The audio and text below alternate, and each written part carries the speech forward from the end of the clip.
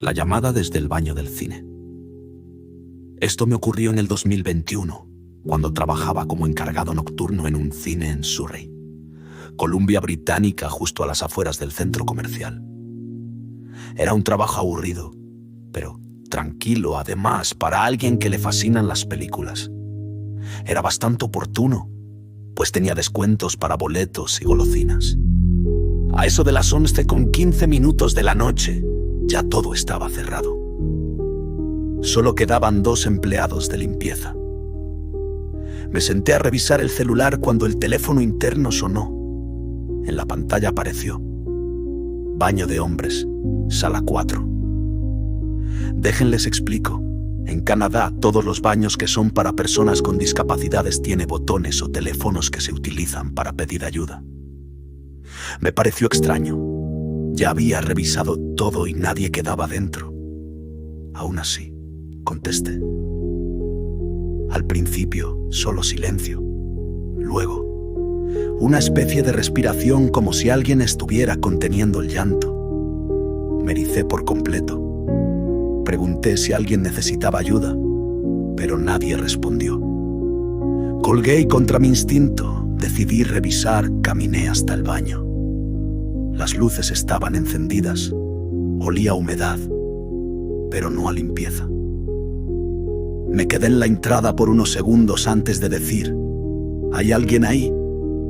Silencio. Solo el eco de mi voz. Me acerqué a las cabinas, todas abiertas, excepto la última. Vi un par de zapatos asomando, marrones, antiguos. Estaban completamente embarrados como si vinieran de una obra de construcción o un bosque. Pero el piso del cine estaba seco. Dije: señor, vamos a cerrar. Nada. Empujé lentamente la puerta. Vacío. Solo los zapatos y ni rastro de tierra o barro que los rodeara. Los dejé ahí y salí corriendo. Cuando regresé a recepción, volví a revisar las cámaras. El baño no tenía ángulo directo, pero sí el pasillo. Revisé cada hora hasta que recibimos la llamada. Nadie entró. Nadie salió. Hasta este día, no sé qué fue lo que pasó. Al día siguiente le comenté esto al gerente y, bueno, no me creyó. Yo ya no trabajo en el cine, pero cuando he vuelto a ir a ver una película no soy capaz de entrar a esos baños, pues cuando paso por enfrente siento una energía pesada y triste viniendo desde adentro. Un ex compañero me informó que en ese cine hay una leyenda que dice que supuestamente durante la construcción del centro comercial, uno de los trabajadores desapareció. Sin dejar rastro, la gente cree que él cayó dentro de una loza de concreto, sin que nadie se dé cuenta, y se convirtió en parte de la estructura.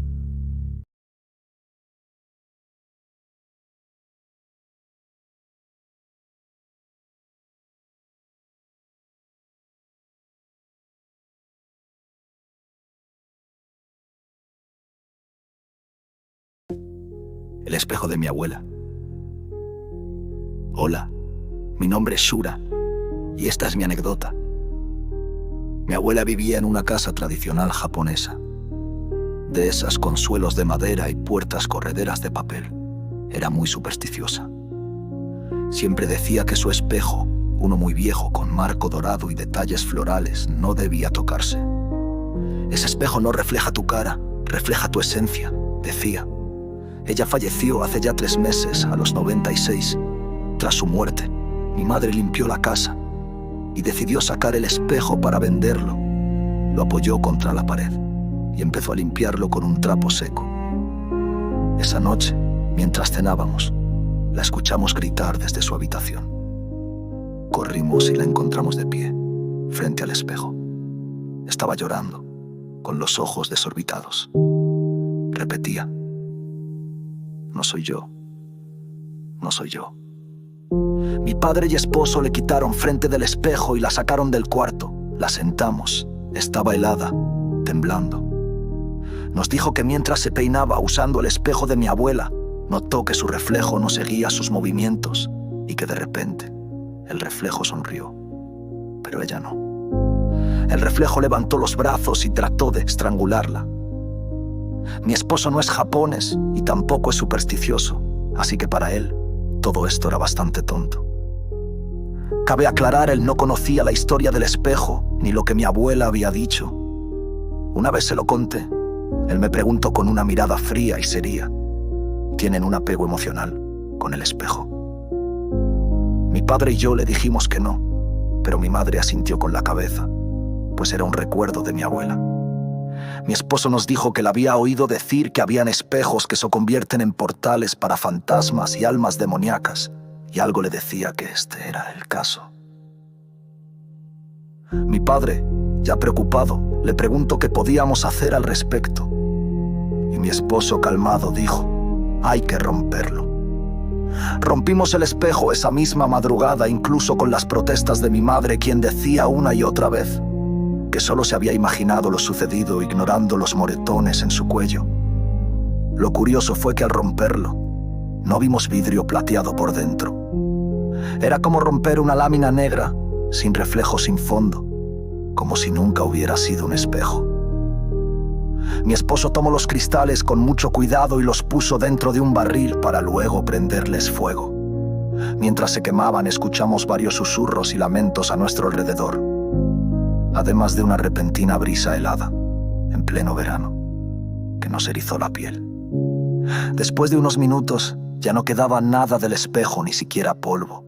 Al pasar los días, mi esposo y yo decidimos ir a un templo cercano y le preguntamos al sacerdote sintoísta sobre lo que había pasado. Él nos comentó que mi abuela había hecho kodoku, un tipo de magia negra ritualística que involucra el uso de insectos para lanzar maldiciones o controlar la voluntad de otros. Uno de los catalizadores para las energías oscuras son espejos. El sacerdote nos preguntó si el espejo estaba negro por dentro y le dije que sí, confirmando así lo que él temía. Al escuchar esto, todo hizo sentido, pues recordaba que cuando era niña, la casa de mi abuela siempre tenía varios insectos, ya fuera en el jardín o incluso dentro de la casa. A mí me daban asco y miedo, pero a mi abuela no. Incluso me decía que eran sus leales amigos. Unos días más tarde, el sacerdote vino a hacerle una limpia a la casa. Mi esposo también trajo al padre de la iglesia católica cercana. No sé por qué mi abuela se involucró en ese mundo, ni qué pecados cometió. Pero yo, personalmente, me quedaré con los buenos recuerdos que tengo de ella.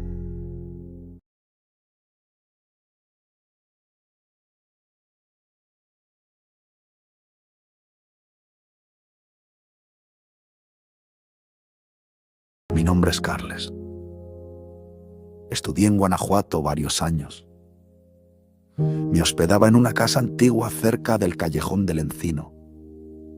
Tenía que pasar por ahí todos los días para llegar a clase. Era angosto, sin faroles, apenas unas luces viejas colgaban de los balcones. Durante semanas, sentí que alguien me seguía cada noche.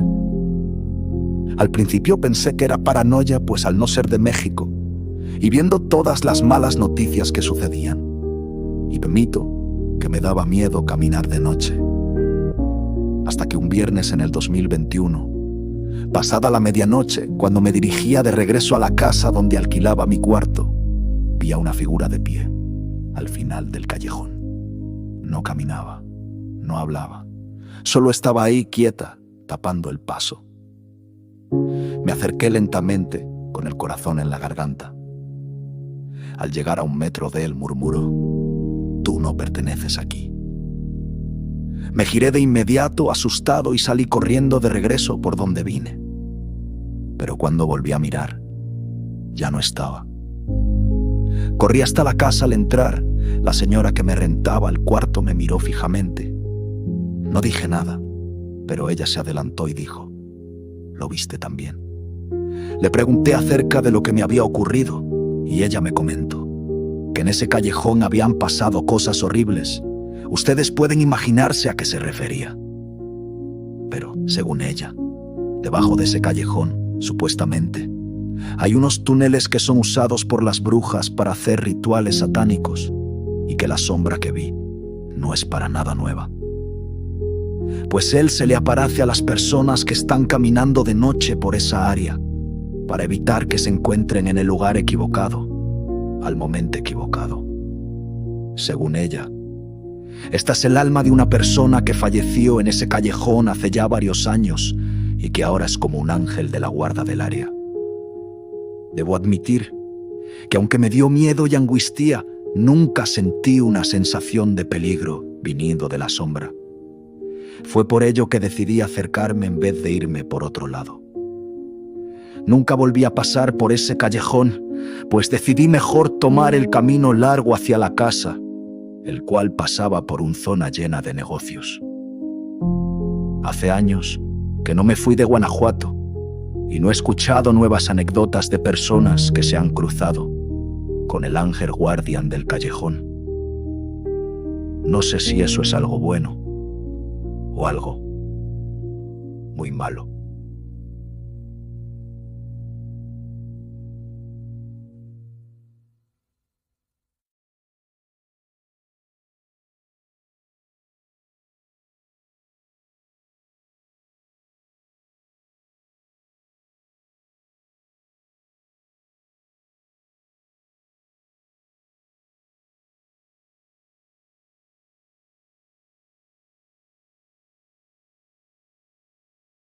Esto me ocurrió en 2016, cuando vivía en un edificio viejo del centro de Montreal, cerca del Metro Woodbury. El lugar no era moderno ni cómodo, pero era barato. Tenía lo justo. Una habitación pequeña, baño propio, cocina con estufa de gas y ventanas que no cerraban bien en invierno. Pero lo raro, desde el primer día, fue una puerta. Una puerta sin pomo, pintada del mismo color de la pared, casi como si quisieran esconderla. Estaba justo frente al baño, al lado de la cocina. Y en la parte de arriba tenía una etiqueta pegada que decía: cuarto de servicio, no abrir. Pero no se podía abrir, aunque lo intentaras. Estaba cerrada con tornillos en los bordes, pintada encima. A veces bromeaba diciendo que seguramente ahí vivía el asesino anterior del edificio. Pasaron los meses. La ignoré, hasta que empecé a escuchar cosas. Al principio, pensé que eran los vecinos. El edificio era antiguo, las paredes delgadas, sonidos de pasos, arrastre de muebles. Normal. Pero una noche, justo después de apagar las luces para dormir, escuché un golpe sordo, como si alguien hubiera empujado algo contra la puerta del cuarto de servicio. Me levanté y revisé nada. Lo ignoré, hasta que la siguiente noche escuché lo mismo. Pero esta vez fue seguido de 3 golpes secos. Toc, toc, toc, toc. Me acerqué. La puerta seguía igual, cerrada, inmóvil. La toqué. Estaba fría. Me pegué para intentar escuchar y del otro lado alguien respiraba. No como si estuviera herido o asustado, no. Era una respiración tranquila, rítmica. Como si supiera que yo estaba ahí. A los días empecé a notar otras cosas. Mis vasos amanecían fuera del estante. Un cuchillo apareció encima del refrigerador. Una noche encontré las sillas de la cocina dadas vuelta. Y una vez, la televisión encendió sola sin señal, solo ruido blanco. Y justo cuando fui a apagarla, se escuchó la voz de una mujer en la estática: no lo abras. Creí que estaba perdiendo la cabeza. Así que invité a un amigo a quedarse una noche. No le conté nada. Solo dije que tenía pesadillas y no quería dormir solo. A la mañana siguiente él fue el que me despertó. Estaba pálido. Me dijo que en la madrugada escuchó a alguien hablar desde dentro de la pared. No palabras claras, solo murmuros.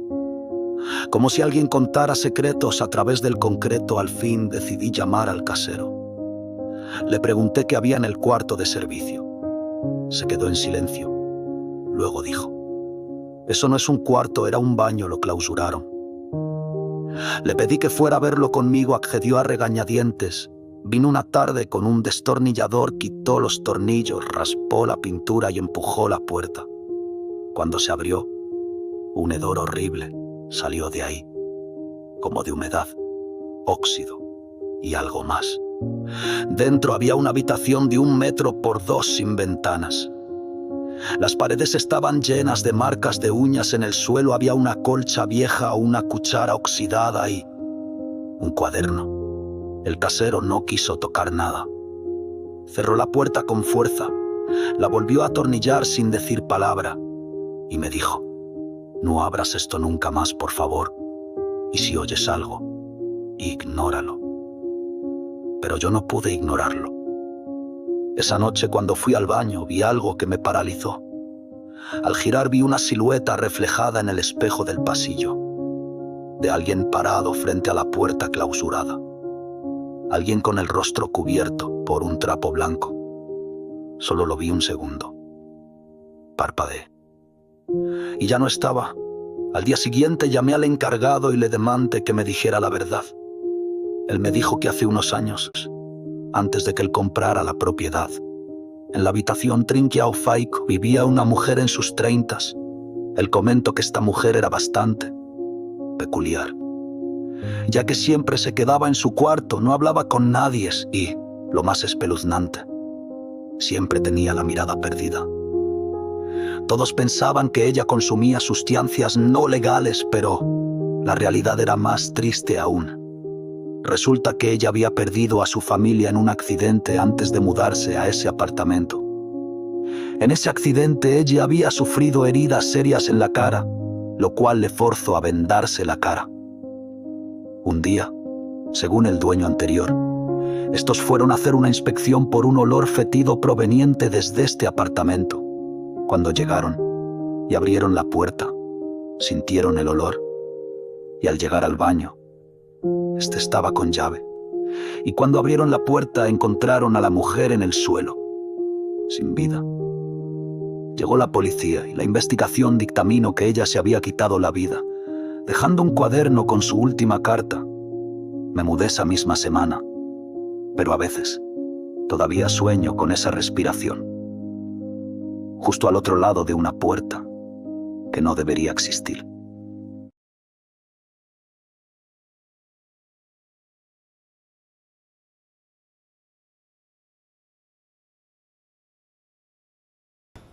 Soy fotógrafa urbana y desde hace años me dedico a documentar sitios abandonados.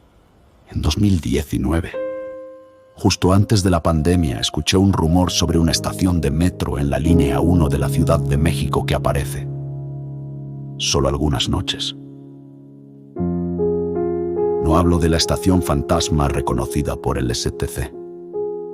Esto era distinto. Según un viejo operador, existe un andén intermedio, construido en 1968 entre Chapultepec y Valderas, cerrado tras un derrumbe durante las pruebas iniciales. El túnel quedó sellado, pero decían, los trenes todavía disminuyen la velocidad ahí dentro sin razón aparente.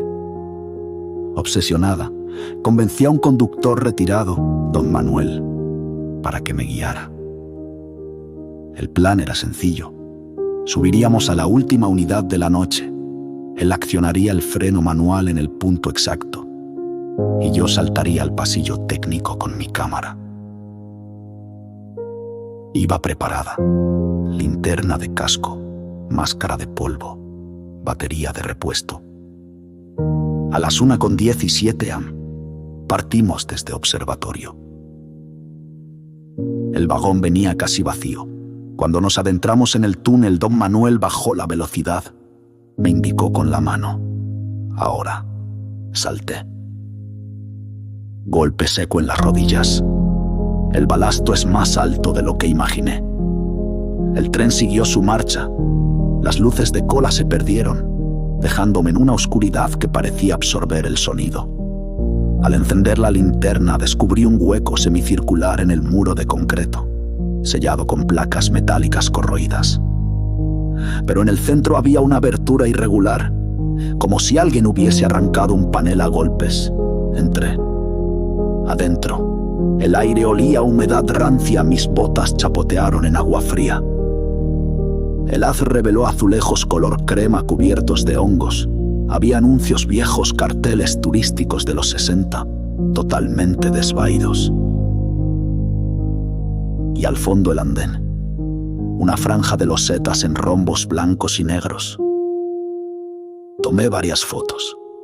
El flash rebotaba en las paredes y por un momento pensé que aquello no era tan aterrador, hasta que escuché el pitido. No venía del túnel por donde llegó mi tren. Sonaba dentro como la chicharra que avisa el cierre de puertas, pero amortiguada lejana. A los pocos segundos, una bruma densa empezó a colarse desde las vías. No había corriente de aire. Sin embargo, la neblina avanzaba como si fuera impulsada por algo vivo. El pitido se repitió, más agudo, y las luces fluorescentes del techo, que yo creía muertas, titilaron todas a la vez. Entonces lo vi, un tren sumido en penumbra, estacionado a unos 10 metros. No lo escuché llegar. Simplemente estaba ahí, inmóvil, con las puertas abiertas. Sus focos delanteros parpadeaban rojo al apuntarle la linterna. Noté el número de carro, 001-A. Demasiado bajo para la numeración actual. Un impulso estúpido me hizo acercarme. Quería una foto dentro. Crucé el andén y puse un pie en el vagón. Olía a goma quemada y tierra mojada. Cuando traté de enfocar, la pantalla de mi cámara se apagó. Pensé que era la pila, pero el indicador marcaba carga completa. Bajé la cámara y en ese instante todas las puertas se cerraron de golpe. El estruendo resonó como un cañonazo en el túnel. Corrí al panel de emergencia, pero al tocarlo se desintegró como cartón húmedo. El pitido sonó una tercera vez, terrible, y las luces rojas pasaron a un blanco blanquísimo que dolía la vista. Dentro del vagón empezó a formarse condensación sobre los asientos de vinil verde. Las gotas resbalaban hacia el piso y al reunirse parecían dibujar letras. No alcanzo a describirlas. Símbolos retorcidos, repetidos en bucle. El tren se sacudió. Pensé que arrancaría, pero en vez de avanzar, retrocedió. Sentí cómo descendía, como si se deslizara por un plano inclinado inexistente. El silbido del viento se coló por las ventanillas selladas. Grité, golpeé la puerta con la linterna hasta que el acrílico se astilló. No cedía. Entonces recordé algo que don Manuel mencionó. Las puertas viejas tienen un pestillo manual sobre la ventana. Tacté hasta encontrar un saliente. Al girarlo, la hoja crujió y pude forzarla a medio metro. Me deslicé por la abertura, raspándome la espalda. Caí de bruces sobre el andén. El tren, sin ruido de motor, continuó retrocediendo hasta que su luz blanca se tragó a sí misma y desapareció con un suspiro de aire. No quise averiguar a dónde llevaba, corrí hacia el hueco por el que entré. Pero la neblina se había vuelto tan espesa que casi no veía mis botas. Seguí la pared tanteando. Cuando di con el orificio, me interné en el túnel principal. Estaba mareada, las orejas zumbaban. Caminé en la completa oscuridad, mi linterna chisporroteaba, hasta que divisé una luz amarillenta. El andén de Valderas. Un guardia me pescó saliendo del túnel técnico y me detuvo, gritándome que era zona restringida.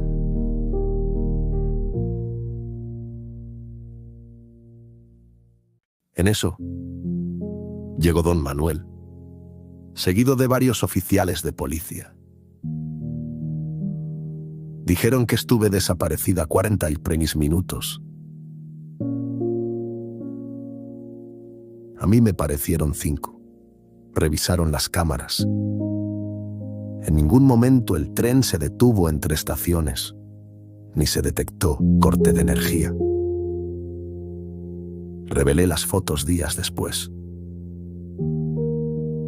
Las primeras tomas al túnel y al azulejo salieron bien, pero todas las que hice cerca del andén fantasma, veladas.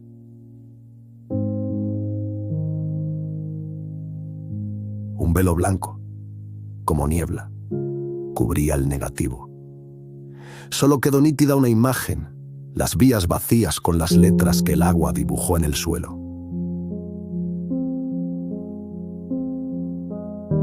Un lingüista amigo dijo que se parecían al alfabeto otomí, pero no formaban palabras conocidas. Las tiene guardadas en un cajón.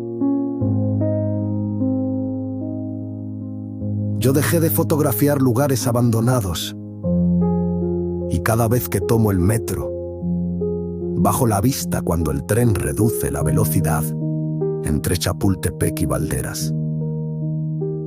Por si acaso.